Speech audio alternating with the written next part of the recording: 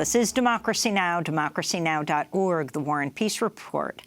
I'm Amy Goodman with Nermeen Sheikh as we continue our conversation with the world-renowned linguist and dissident Noam Chomsky. We interviewed him Thursday in Tucson, Arizona, where he now teaches at the University of Arizona. I asked him to respond to President Trump's recent decision to pull out of the INF, the Intermediate Range Nuclear Forces Treaty, that landmark nuclear arms pact signed in 1987 by President Ronald Reagan and Soviet leader Mikhail Gorbachev.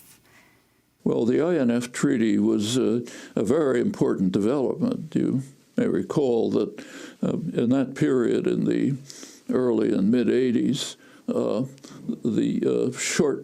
this has to do with short-range nuclear missiles. They were being installed in Western Europe, Pershing II missiles in Western Europe, which had a few minutes flight time to Moscow.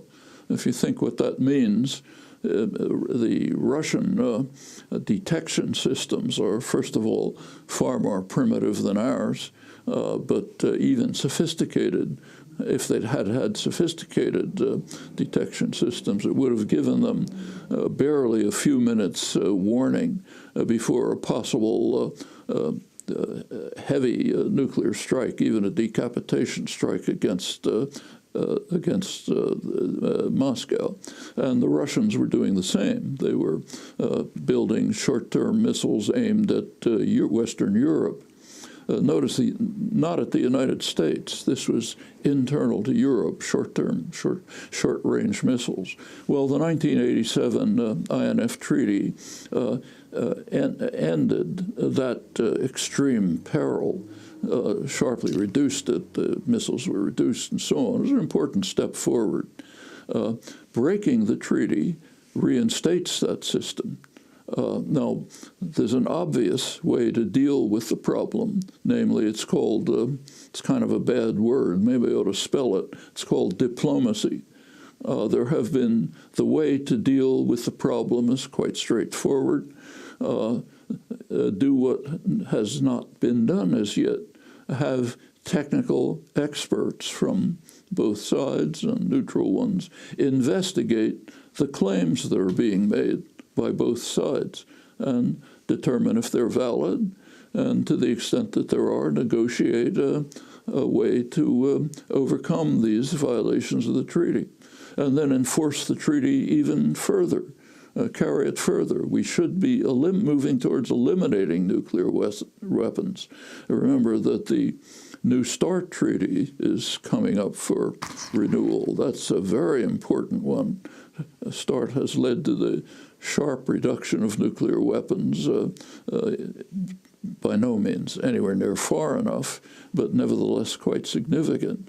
We should also recall that Trump's pulling out of the INF Treaty has a precursor, namely the Nuclear Posture Review of the Trump administration, which already called for developing new weapons, tactical nuclear weapons, which themselves greatly increase the threat of possible war.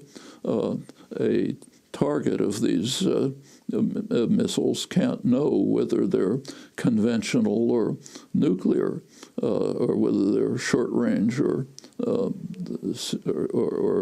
much more powerful missiles. You have a few minutes warming time to make these decisions. You look over the history of the nuclear age, and it is practically miraculous that we've survived this far. There's been case after case where both sides came very close to making a decision to launch nuclear weapons, which means basically terminating human civilization. And miracles like that can't go on forever. And enhancing the threat is just beyond insanity. Ending the INF Treaty not only opens the door for the United States and Russia to develop more dangerous, lethal weapons, but of course for others to join in as well, greatly increasing the hazard to all of us.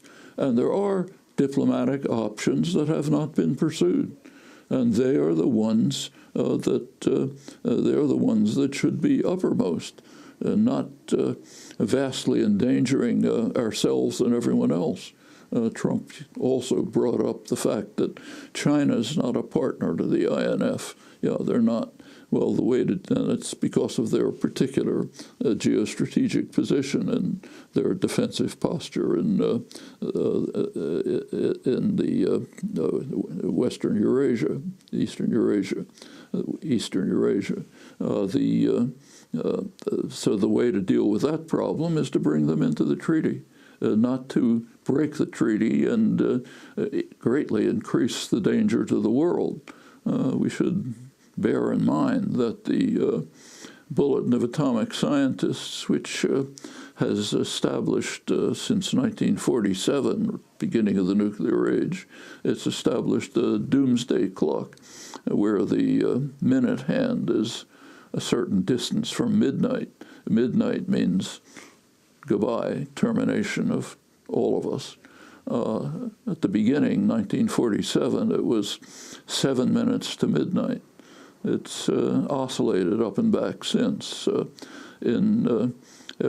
Last January, after a year of the Trump administration, it moved to 2 minutes to midnight. That's the closest it's been to terminal disaster ever, with one exception, 1953. The United States, then the Soviet Union, exploded thermonuclear weapons, demonstrating that in our ingenuity, we had devised the means to destroy everything. At that point, the clock did move to 2 minutes to midnight.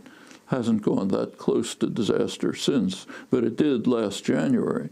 And now it's worse. The Nuclear Posture Review, the revelation since that time that the U.S. actually has developed a first strike potential which could eliminate any deterrent to a first strike. Then Trump's Nuclear Posture Review, which calls for extending the nuclear threat, and now this latest step. This is a march to disaster which is only paralleled by the moves of the administration to race towards the cliff of environmental destruction with eyes open. They know exactly what they're doing. Trump himself is a firm believer in global warming, the others as well. But just in order to fill a couple of overstuffed pockets with more dollars, they're willing to threaten the existence of organized human life. There's just no words to describe these two drives to destruction in parallel, or in fact to describe the fact that they're barely discussed in the electoral season.